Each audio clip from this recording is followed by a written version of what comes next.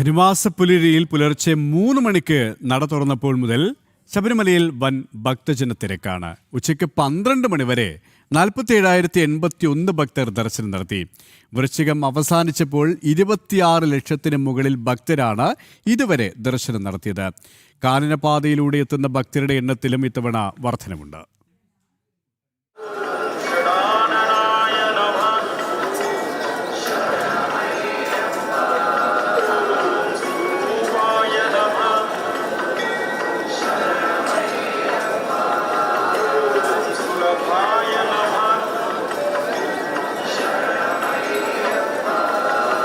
ഭക്തജന പ്രവാഹത്തിന്റെ ദിനരാത്രങ്ങൾ, ഇടമുറിയാതെ ശരണമന്ത്രധ്വനികൾ മാത്രം മുഴങ്ങിയ മണിക്കൂറുകൾ.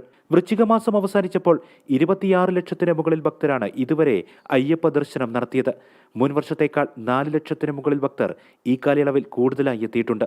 ഈ വർഷം ഡിസംബർ 8-നാണ് ഏറ്റവും കൂടുതൽ പേർ എത്തിയത്. 1,18,044 ഭക്തർ. ശരാശരി 80,000 ഭക്തർ കഴിഞ്ഞ ഒരു മാസക്കാലം ദിവസവും ദർശനം നടത്തി.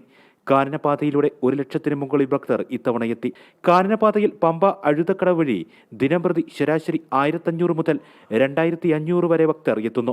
സത്രം പുൽമേട് പാത വഴി 4,000 മുതൽ 5,000 വരെ ഭക്തരാണ് ദിവസവും എത്തുന്നത്.